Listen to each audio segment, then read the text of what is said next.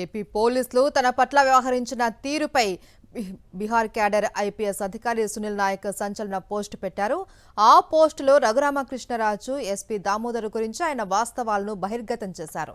ఈ కేసులో తనను అక్రమంగా ఇరికించారు అని ఆవేదన వ్యక్తం చేసిన సునీల్ నాయక్ సమయం సందర్భం వచ్చినప్పుడు అన్ని ఆధారాలు బయట పెడతాము అన్నారు. డిప్యూటీ స్పీకర్ రఘురామకృష్ణరాజు ఫిర్యాదు మేరకు తనపై మనాయించిన అక్రమ కేసులో అప్పటి CM YS Jaganmohan Reddy, CID chief PV Sunil Kumar పేర్లు చెప్పాలని తనపై తీవ్ర ఒత్తిళ్లు వచ్చినట్లు బీహార్ క్యాడర్ ఐపీఎస్ అధికారి సునీల్ నాయక్ సంచలన వాస్తవాలను బహిర్గతం చేశారు.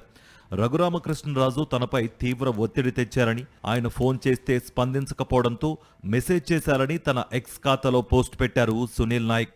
వైఎస్ జగన్మోహన్ రెడ్డి, పివి సునీల్ కుమార్ పేర్లు చెప్పకపోతే నిన్ను నిందితుడిగా చేరుస్తాం అని ఆ మెసేజ్లో బెదిరించారని ఆయన ట్వీట్ చేశారు.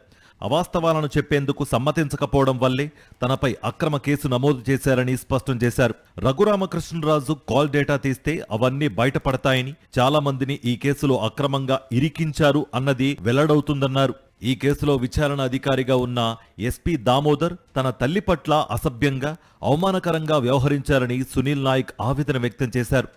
ఎస్టీగా పుట్టడమే నేను చేసిన నేరమా? చిన్న కులాల వారు కష్టపడి చదివి ఐపీఎస్ లాంటి ఉన్నత స్థానాలకు చేరితే జీర్ణించుకోలేరా అని సునీల్ నాయక్ చంద్రబాబు ప్రభుత్వాన్ని ప్రశ్నించారు. రఘురామకృష్ణరాజు కేసులో తనను అక్రమంగా ఇరికించారని ఆవేదన వ్యక్తం చేశారు సునీల్ నాయక్. 2021లో జరిగినట్లు చెబుతున్న సంఘటనపై 2024లో కేసు నమోదు చేశారని, ఇందులో తన పాత్ర ఏమాత్రం లేకపోయినా ఇరికించారని అన్నారు. హెచ్డిఎఫ్సి బ్యాంకు మహిళా మేనేజర్ను అడ్డం పెట్టుకుని ఎస్పీ దామోదర్ ఎన్నో భూదందాలకు పాల్పడితే ఇప్పటికే ఆయనపై విచారణ లేదన్నారు. ఇసుక, గ్రైనైట్, మైనింగ్ దందాలకు పాల్పడితే విచారణ చేయలేదు. దోతీ కార్యక్రమం నిర్వహించి 4 కోట్ల విలువైన బంగారం, బహుమతులు పొందితే నేటికీ విచారణ లేదు. కానీ లంబాడి కులంలో పుట్టిన నేను ఐపీఎస్ అధికారిని కావడమే నేను చేసిన నేరమా? అందుకే నాపై అక్రమ కేసు పెట్టారా అని ఎక్స్ వేదికగా ప్రశ్నించారు.